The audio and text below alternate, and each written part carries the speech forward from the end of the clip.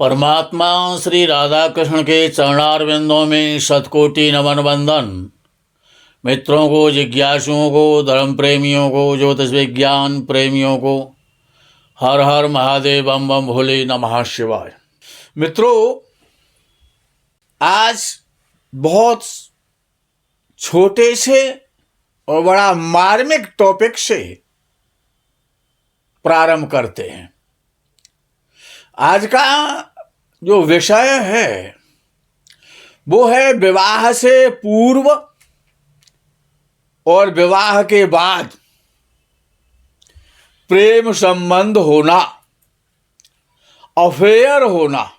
भाई, किसी का विवाह से पूर्व होता है तो कुछ लोग ऐसे भी देखे जाते हैं कि जिनका विवाह हो जाता है, उसके बाद उनका कहीं प्रेम संबंध का चक्कर चलने लगता है। लेकिन विवाह के बाद का जो अदर्स के साथ जो प्रेम संबंध होता है वो कभी कभी बड़ा कष्टकारी होता है। तो प्रेम का जो भाव है, प्रेम, प्रेमी और प्रेमिका, इनका जो भाव है वो जन्म कुंडली का पंचम भाव है। वो प्रेम का भाव है, अफेयर का भाव है। और सप्तम भाव, जन्म कुंडली का सप्तम भाव, ये काम का भाव है, कामुकता का भाव है, पति या पत्नी का भाव है, रोमांस का भाव है, गुप्तांगों का, योनि और लिंग का भाव है। तो जब प्रेम संबंध की बात आती है, एक तो होता है प्रेम विवाह और एक होता है केवल प्रेम संबंध।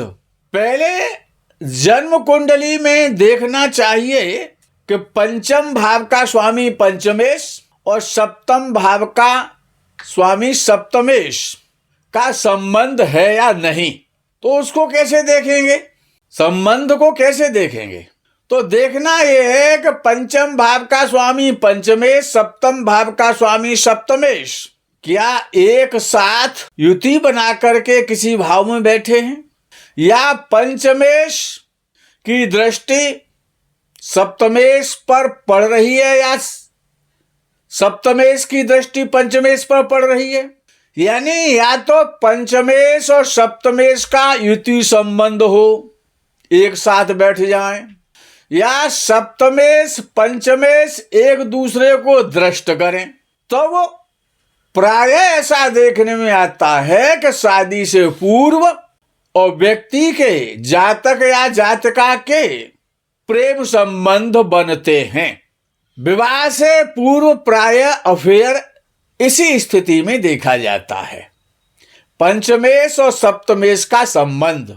लेकिन कभी कभी ऐसा भी होता है कि संबंध पंचमेश और सप्तमेश का एक तरफा भी होता है। वही पंचमेश सप्तमेश को देख रहा है लेकिन सप्तमेश पंचमेश को नहीं देख रहा है। तो क्या ऐसे प्रेम संबंधों की लिस्ट में नहीं रखेंगे? रखेंगे, लेकिन वो एक तरफा संबंध है। तो ऐसा जब होता है कि पंचमेश सप्तमेश को देखता है और सप्तमेश पंचमेश को नहीं देखता है, तो जिस जातक की कुंडली में पंचमेश सप्तमेश को देख रहा है, तो वो जातक जिसकी कुंडली है वो सबसे पहले प्रेम संबंधों की तरफ आकृष्ट होता है और अपनी तरफ से प्रेम संबंध बनाने के लिए पहल करता है, मेहनत करता है। ये होता है एक तरफा संबंध। यदि सप्तम भाव का स्वामी सप्तमेश पंचमेश को देखे और पंचमेश सप्तमेश को नहीं देखे तो ये भी एक तरफा संबंध है। तो यहां पर सामने वाला आपकी तरफ पहल करेगा प्रेम संबंध बनाने के लिए। ये संबंध तो एक तरफा है, लेकिन ये भी कामयाब संबंध है अफेयर के लिए। लेकिन पहले पहल कौन करेगा?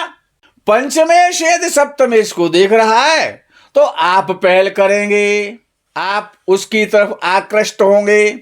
आप स्त्री हैं अथवा पुरुष हैं, इससे कोई मतलब नहीं है। जो भी है भाई, प्रेम संबंध तो स्त्री पुरुष के मध्य में ही होगा ना, जिसको अफेयर कहते हैं। और ये सप्तमेश आपका पंचमेश को देख रहा है, तो सामने वाला पुरुष या स्त्री, लड़का या लड़की जो भी है, वो आपकी तरफ पहल करेगा आपसे संबंध बनाने के लिए, आपसे प्रेम करने के लिए। तो ये होता है एक तरफा संबंध। तो पहले कौन पहल करेगा, ये भी जन्म कुंडली बताती है। आप प्रेम संबंध आपने बनाया है या सामने वाले ने बनाया है। और जब युति होती है, दोनों की एक साथ युति होती है, और युति पास की होनी चाहिए, डिग्री के आधार पर नियर युति होनी चाहिए, पास पास बैठने चाहिए, और कोई पापक ग्रह ना हो, नहीं तो बीच में व्यवधान आ जाएगा, झंझट आ जाएगा, आपत्ति खड़ी हो जाएगी आपके प्रेम संबंधों में। ये भी देखना है। अब आपत्ति कौन खड़ी करता है? प्रायः शनि आपत्ति खड़ी करता है। शनि जो है वो प्रेम संबंधों के खिलाफ है। यदि पंचमेशा सप्तमेश नहीं है तब, यदि पंचमेशा सप्तमेश शनि है तो वो प्रेम संबंध का पक्षधर बन जाएगा। यदि अन्य किसी भाव का स्वामी है और तब वो देख रहा है पंचमेश या सप्तमेश को, तो वो व्यवधान खड़ा कर देगा, आपत्ति पैदा करेगा। राहु प्रेम संबंधों में आपत्ति नहीं देता है, क्योंकि राहु तो रोमांस का कारक है, मौज मस्ती का कारक है, माया है ना, मोह है।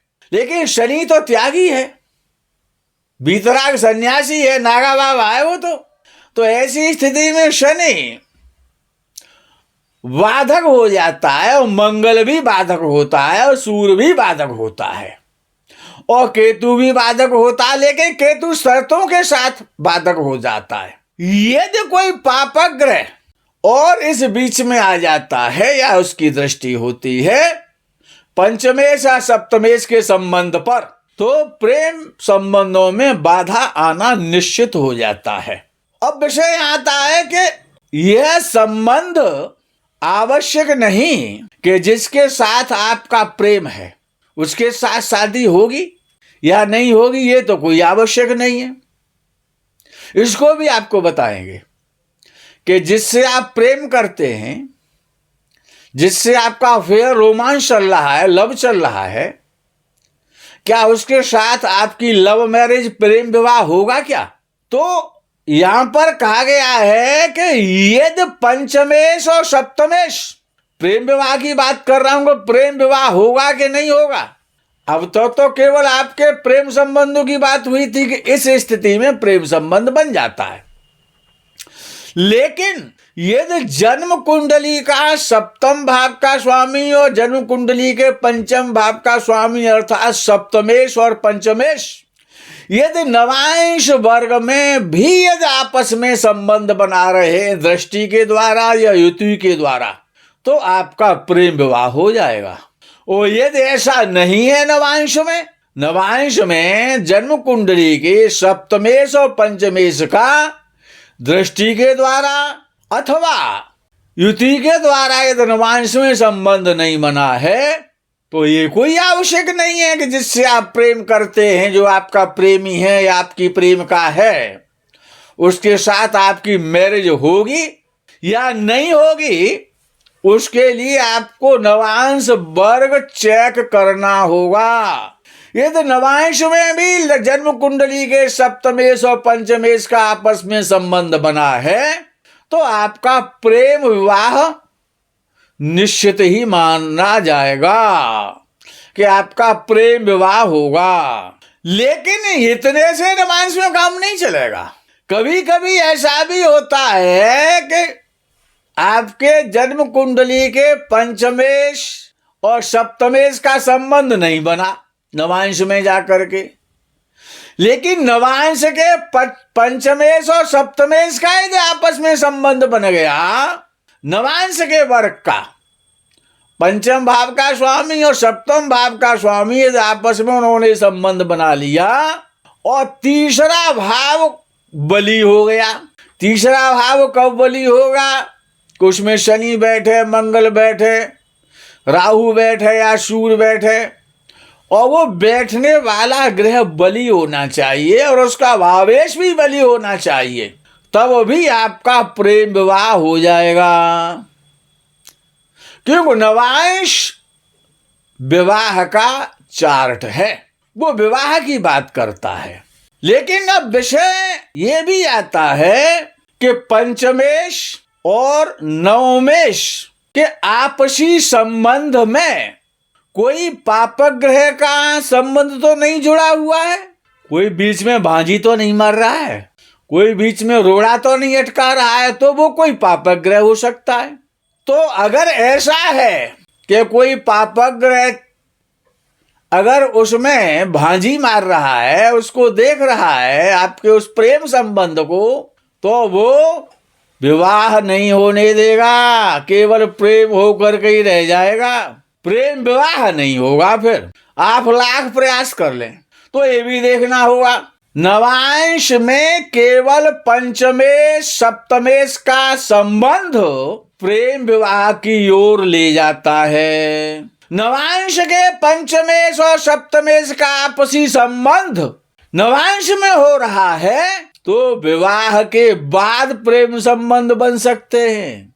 ये भी एक सूत्र है कि नवांश कुंडली के पंचमेश और सप्तमेश यदि आपस में संबंध बना रहे हैं, यदि आपका विवाह से पूर्व किसी के साथ अफेयर, लव, रोमांस नहीं चला है, तो आप विवाह के बाद कर लेंगे।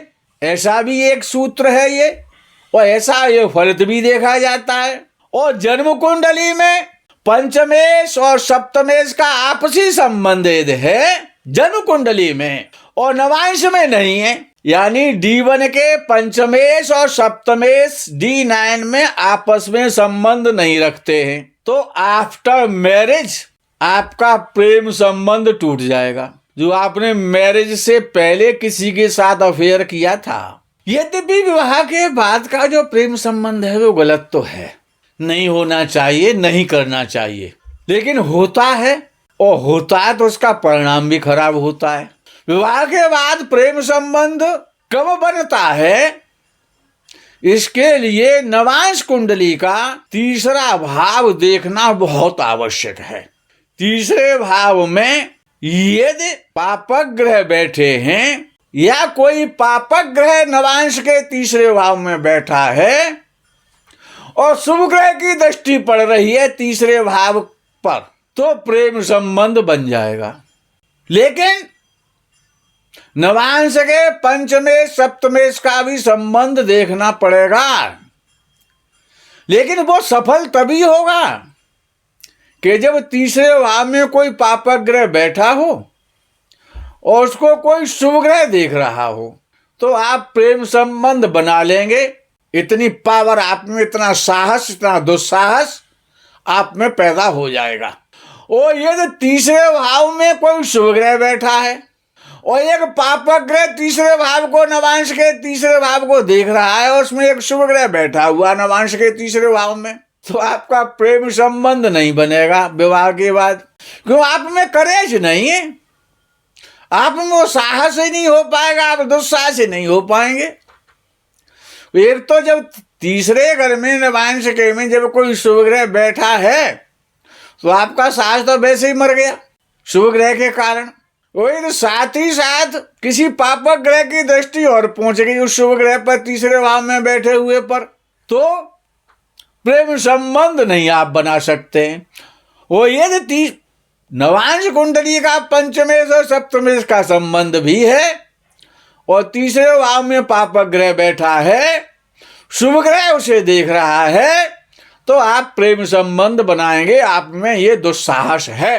पंचमेश का जो संबंध है सप्तमेश और पंचमेश का, नवांश के सप्तमेश और पंचमेश का, या जन्म कुंडली के पंचमेश और सप्तमेश का संबंध नवांश में देखना ही पड़ेगा।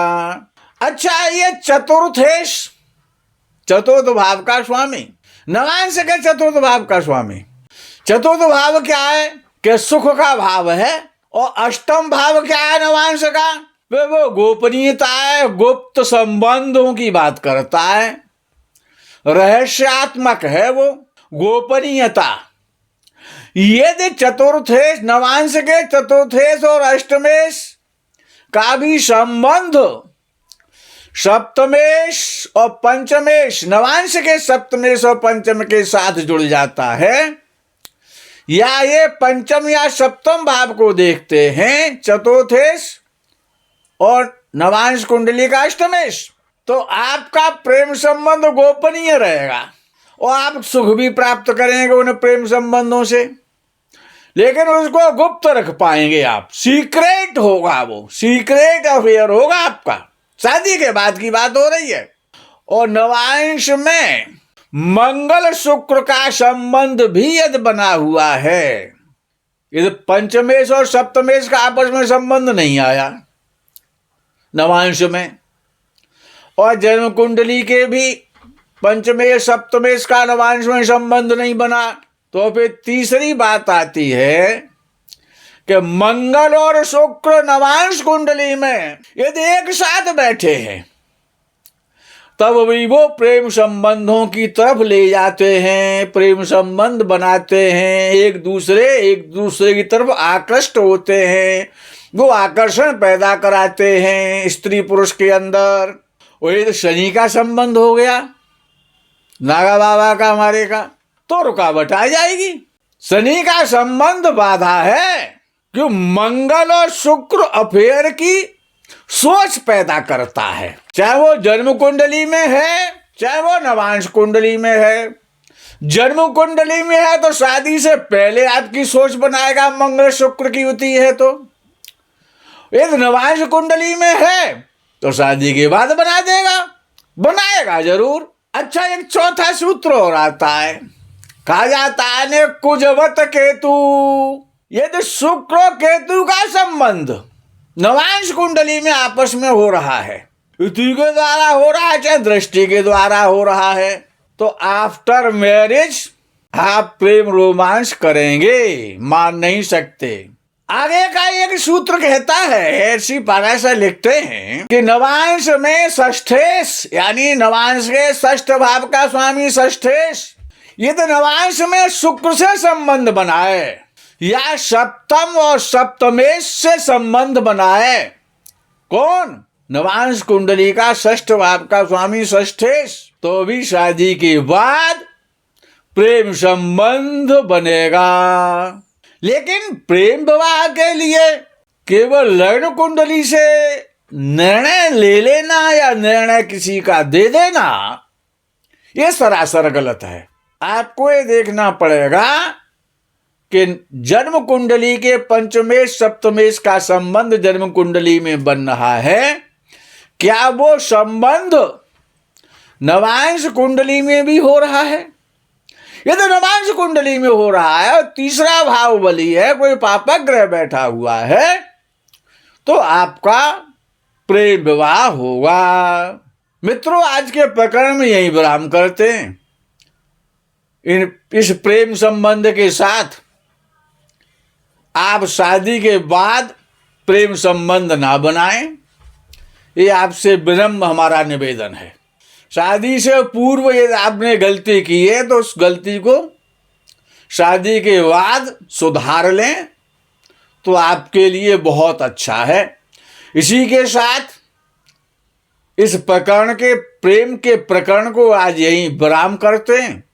आगे के प्रकरण का आप इंतजार करें। तब तक के लिए हर हर महादेव, बम बम भोले नमः शिवाय। जय गो माता की।